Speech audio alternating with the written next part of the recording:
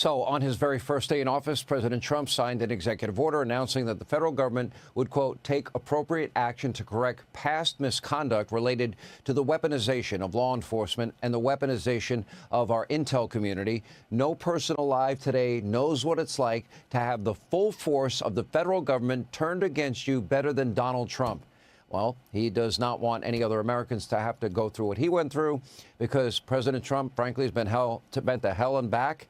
And it all started at the beginning of his first term with the totally phony Russia hoax. We spent 3 years unpeeling every layer of that onion on this program with John Solomon and Greg Jarrett and Sarah Carter and others.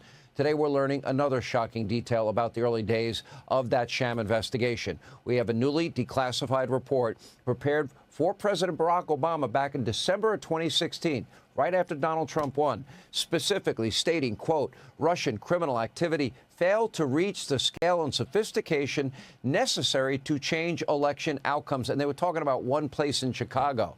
Now, the deep state did not like the assessment. That was put together by career people, rank and file people. But when the politicized people around Obama got it, guess what? It changed. They never let Obama see it. Then when he asked them to prove that Russia meddled in the election, they just simply complied, and they turned it on its head. And frankly, in many ways, you can say they polluted what was real intelligence, and they turned it into poison. And they did it to destroy one man. Is it any wonder that there are now reportedly criminal investigations, this conspiracy investigation by Kash Patel underway, and it specifically names Comey and Brennan. All right, here to give us all the details and bring us up to speed with reaction, the Director of National Intelligence, Tulsi Gabbard. She declassified this report yesterday, has many more details. You know, I have this creation of the Russia hoax that you put out on X, that you posted on X, and I'll put it up as you're speaking here. What is amazing to me as I've gone through this cache of documents you've released is they concluded just the opposite. They concluded there was no problem. And then all of it, that was the rank and file. These were career people in the intel community. They gave honest assessments. Then all of a sudden it ends up in the hands of the leadership, the deep state as we call them, and what happened to it? Can you explain what the process and what these documents reveal? Yeah, thank you so much, Sean. This is such an important issue, and I just want to start by saying that this is an issue that is important to every single one of us as Americans. This is not a partisan issue. It has to do with the integrity and the strength of our democratic republic. And it lays out this over 100 documents that you're referencing that I released, declassified and released, spells out in great detail exactly what happens when you have some of the most powerful people in our country directly leading at the helm, President Obama and his senior-most national security cabinet, James Comey, John Brennan, James Clapper, and Susan Rice, and others, essentially making a very intentional decision to create this manufactured, politicized piece of intelligence with the objective of subverting the will of the American people, who in November of 2016 delivered a historic victory to President Trump, defeating Hillary Clinton. And President Obama and his team, their goal was to essentially not accept the decision of the American people and to use this manufactured, politicized intelligence as a means to enact what would become essentially a years-long coup against President Trump. You have gone into great detail over these years of what the effects of this document and this decision have resulted in.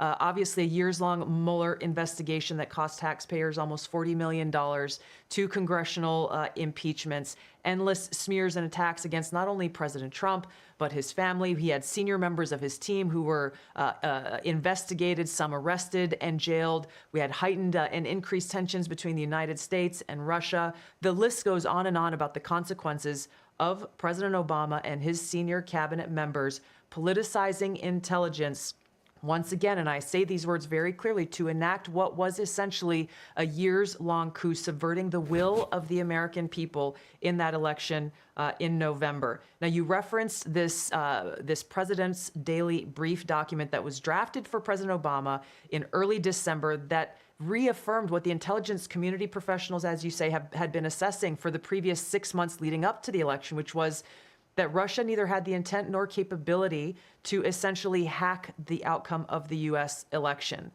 As you said, President Obama's political appointees pulled that document before it could be published, and it has not been published until we released it today.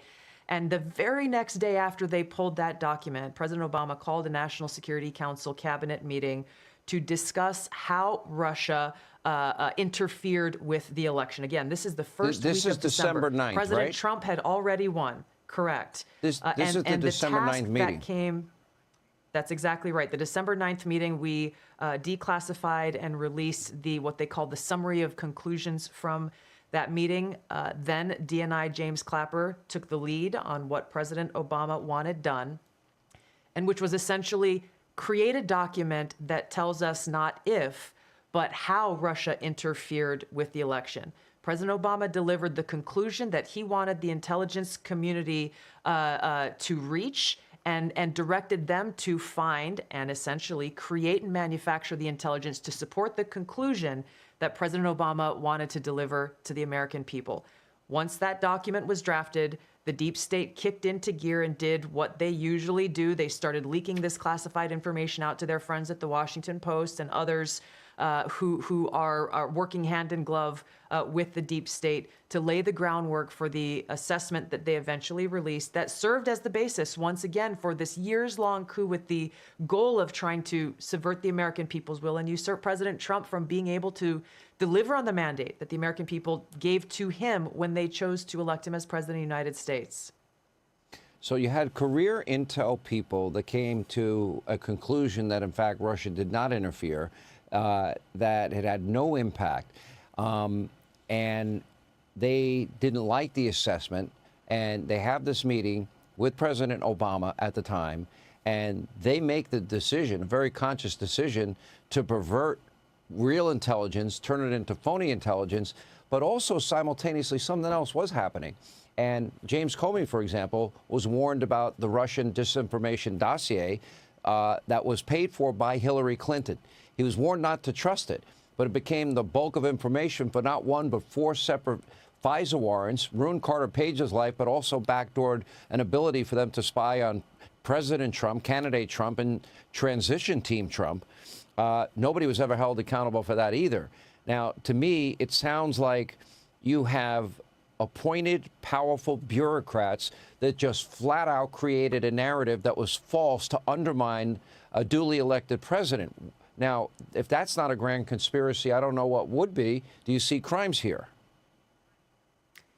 I do, Sean, and I'm referring all of these documents that we have found and uncovered, referring them to the Department of Justice for further investigation. Accountability and action, not just investigation, but action.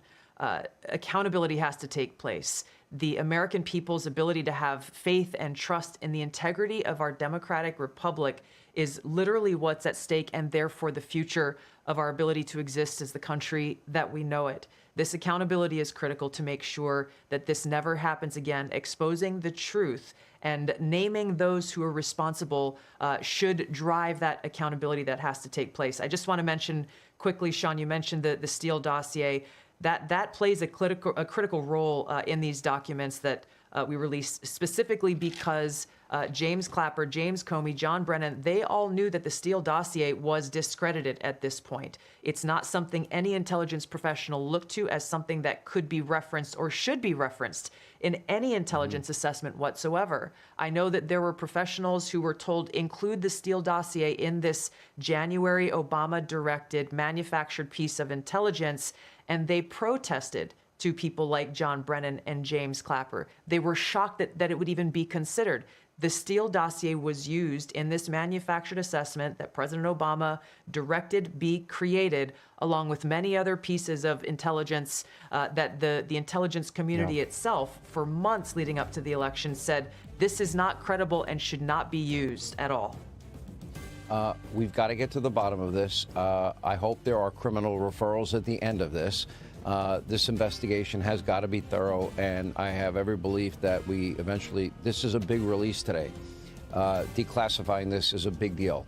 I spent 3 years on this program unpeeling every layer of the onion, and the media just were used as propagandists pushing a false conspiracy theory for 3 years, and it did great damage to the country.